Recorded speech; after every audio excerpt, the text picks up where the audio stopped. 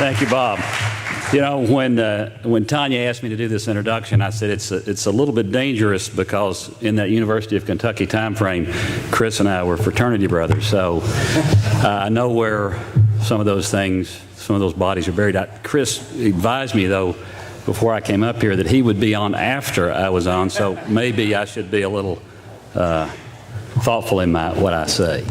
And I will say about Chris, from our days all the way back to those days at UK, Chris was kind of an unusual guy. I thought of him as kind of a worldly guy. He was kind of out front. He was kind of one of those guys who kind of made his own way. It's that kind of that no rules attitude.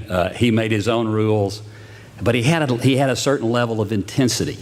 You know, and through my 40 years of career in this business that I'm in, I've had the opportunity to work with a whole lot of really successful entrepreneurs, and they all carry that same level of intensity, that laser focus. You could see that in Chris, maybe not so much in the classroom, but on the intramural football field, or even playing ping pong in the back room of the SA house. He had that level of intensity.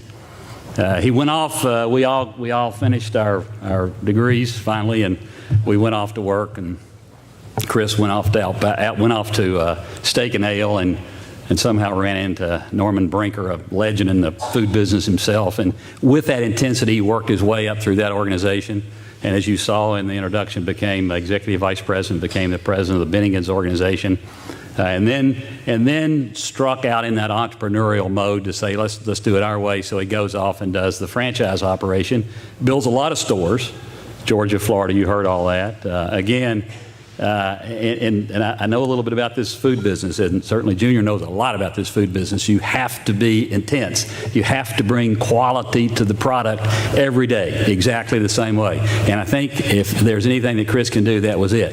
He took those chili stores, did really well, sold them back, probably could have sat back and taken it easy from that point on, but you know, I accused him it was probably watching Crocodile Dundee or something, but somehow they came up with that name, and they did come up with the right concept for Outback Steakhouse. And he hit on a concept that bloomed. He hit on a concept that blossomed. You know, it's kind of like the lightning in the bottle that some have said. How it worked, I'm not exactly sure. I remember he sent me up a card. They'd opened a little store out here in Middletown. It was like their third or fourth store. I guess one of his friends had a place, and he sent me a card. He said, go by and have dinner. And I went by there one day to try to get in, and you couldn't get in the door. And I thought, well, you know, there's something about this. The people are coming in, and they certainly did. And certainly Outback, Chris took Outback to a leadership role in the casual business, the casual food business, then along with Carrabba's and Bonefish and all the others. But I'll go back to that initial intensity, that laser focus. You know, I've talked with the people that grew up under him in that Outback organization, and they said, you know, Chris, it has to be the same way. It has to be right. It has to be good. It has to be consistent. The focus was there, and that's what's made him successful. And he's taken that, and as you saw in the video, done many other things, many other good things for other people. So it is my pleasure to introduce my old fraternity brother, Chris Sullivan.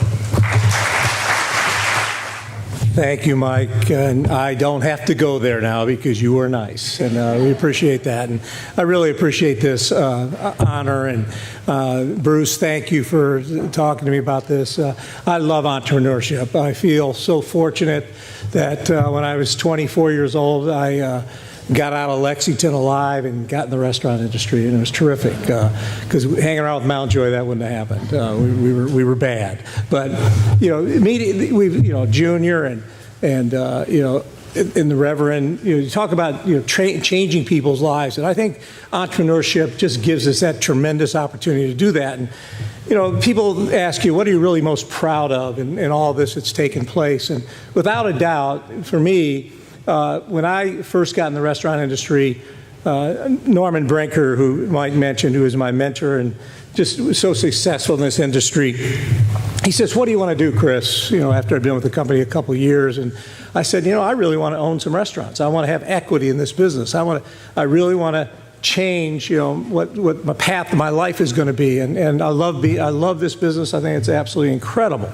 It's this game we get to play every day, and I wasn't a very good athlete, so I get to play, and I get to coach, and I get to put together teams of people, and that's what we do in business. And we find the right players in the right places. And what I'm really proud of is we figured out, my partner and I, Bob Basham and Tim Gannon and Trudy Cooper, we figured out that if we were able to share in the success of our business a little bit differently than had happened before in our industry, where the franchise owner made all the money, the executives of the company made all the money, how can we change some of the dynamics of that? And so we created really kind of a sweat equity program for the people out in operations, and it was a combination of it wasn't all sweat, because back then they had to come up with $25,000 to buy an interest in that restaurant. The other thing we wanted to do was allow them to find some continuity in their community. And we wanted them to be able to raise their families. In our industry, I moved in the first 4 years of being in the restaurant industry, I moved 5 times. And it was typical to move somebody in a year, and they're doing a good job in this restaurant, and you move them over to open a new restaurant. And they didn't have that continuity, and you didn't create that community feel that you need to have happen. And by giving them an opportunity to do that, their restaurants, the first year do this, second year do this, third year they would really take off. And we saw hundreds and hundreds of people working with us all of a sudden, gaining that kind of wealth, that sense of ownership, that being part of that community. And we ask them to be like a lot of you do in business. Ask them to be the mayors of their community. Ask them to really understand all the people they're involved with and act like owners. And we really accomplished that in a major way. And as companies get bigger, a lot of those things have a tendency to start falling away. And that has happened somewhat in our old company. So as entrepreneurs, and all of you are going to go out there and start businesses, think about how you can really make a difference in these people's lives. I really think that it's going to be the private sector, not government programs that are going to allow people to rise up and have these great opportunities. Look at all of us, and look at what our parents did and our grandparents did, and look where we are today because we had these great opportunities to change our lives and other people's lives. And if we take that on, and I think everybody sitting in this room here understands that, because part of entrepreneurship is changing people's lives. And I know it's changed mine, and I'm so proud of what our organization's done and what you all have done.